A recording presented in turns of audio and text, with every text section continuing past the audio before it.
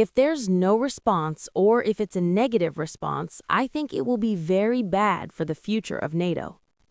Donald Trump said that to the Financial Times on Sunday, March 15th. He also told Prime Minister Keir Starmer in a separate conversation the same day that the UK shouldn't join wars after we've already won. Those two sentences, issued the same day, describe the same war. The war is won, so the UK shouldn't join it, but NATO faces a very bad future if it doesn't help with it. The war is over, and also, the strait is still closed.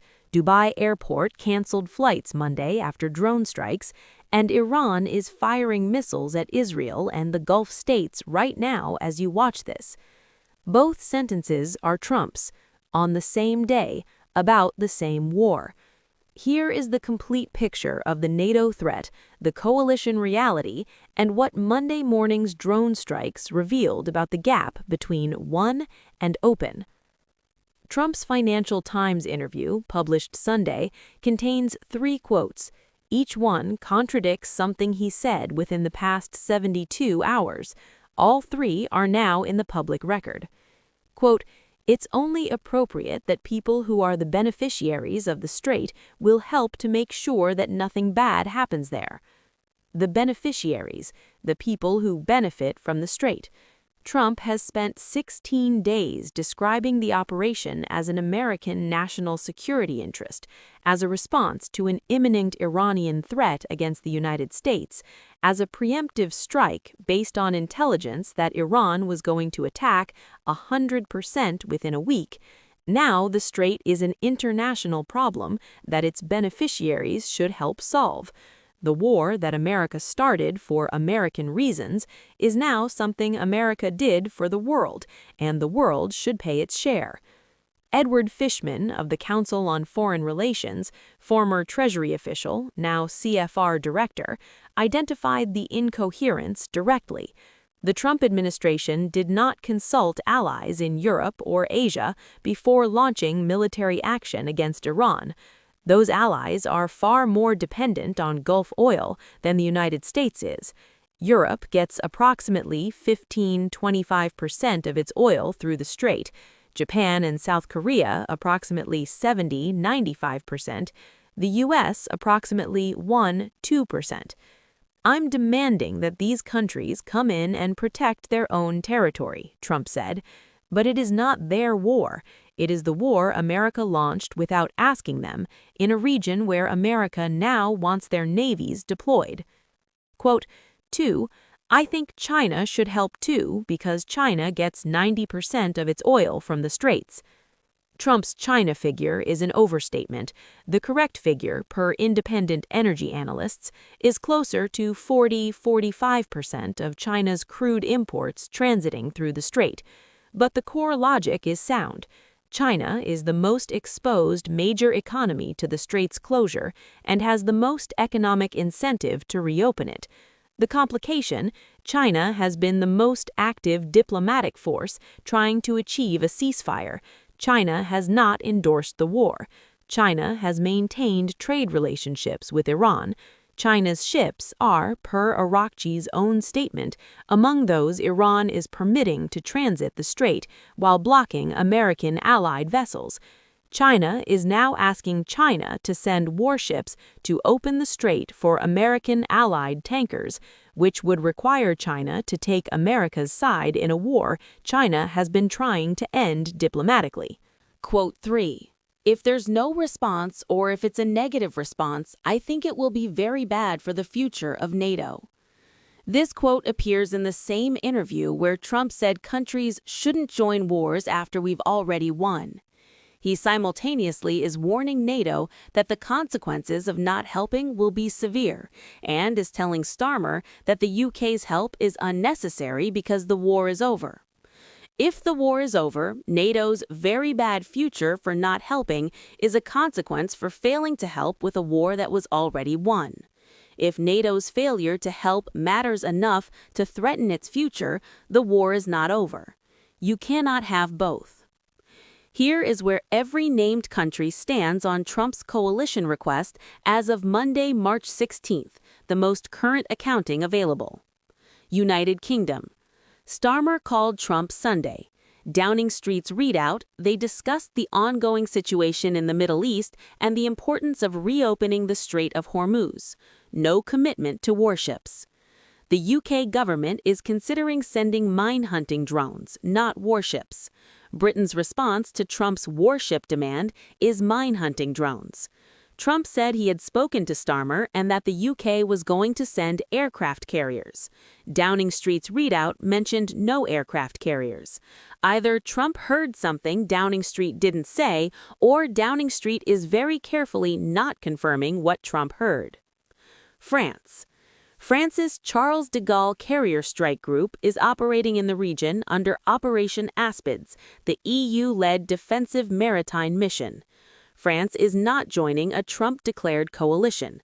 It is operating under a separate EU mandate.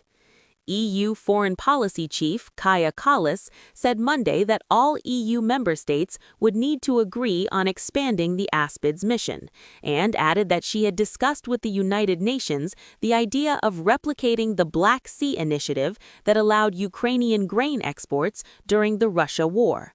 A UN-brokered Black Sea-style arrangement for the Strait of Hormuz would be a multilateral diplomatic mechanism.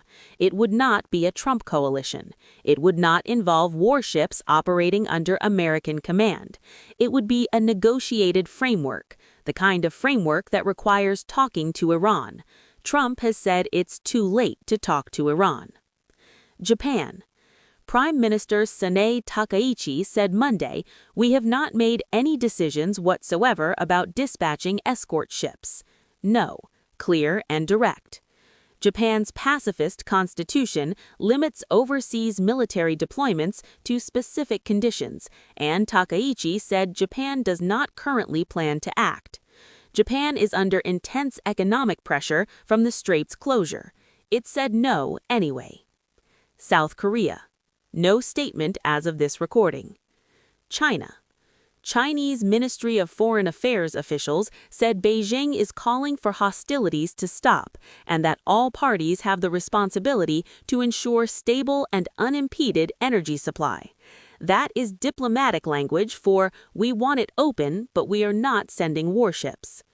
Besant and Chinese Vice Premier He Lifeng are in Paris for 2 days of trade talks. Whether the Hormuz coalition request is on the Paris agenda has not been confirmed. 7 unnamed countries. Trump said Sunday he was talking to about 7 countries without naming them. None have confirmed participation. Summary. UK offering mine-hunting drones, not warships. France operating under different mandate. Japan said no. South Korea silent. China silent. 7 unnamed countries in conversation. While Trump was warning NATO and the FT was publishing and Starmer was calling and Japan was saying no, the war that ended in the first hour continued. Dubai International Airport, one of the world's busiest airports, the primary hub connecting Asia to Europe and the Middle East, canceled multiple flights on Monday morning after drone strikes in the vicinity. The strikes targeted the emirate that Trump has repeatedly described as a strategic partner. The UAE's Ministry of Defense confirmed 33 drones and 9 ballistic missiles struck the country on Saturday alone. On Monday, the airport had to cancel flights. Iran fired 7 more missile salvos at Israel on Sunday and Monday, per the IDF. The IDF confirmed it launched extensive strikes in response and said it still has thousands of targets remaining in Iran. Thousands, on day 17, after Trump said 100% of Iran's military capability was destroyed. The IDF's own Monday statement, still thousands of targets. The army that has conducted more than 2,600 sorties in 150 strike waves across 30 of Iran's 31 provinces has thousands of targets remaining. Either the campaign was less complete than claimed, or the campaign is actively expanding. Either way, it is not over. And then the detail that ties everything together. Israel informed Washington on Sunday that it is running low on ballistic missile interceptors, the Arrow and David Sling missiles that have been shooting down Iranian ballistic missiles since February 28. Israel is running out of the ammunition that makes the defense possible. In a late-night vote, the Israeli government approved emergency funds for defense procurement. The interceptor stockpile race that the Critical Threats Project identified as the fundamental strategic constraint of the campaign, destroy Iranian launchers before America and Israel run out of interceptors, is now publicly confirmed as a live crisis on the Israeli side. Running low on interceptors, Dubai airport canceling flights, thousands of Iranian targets remaining.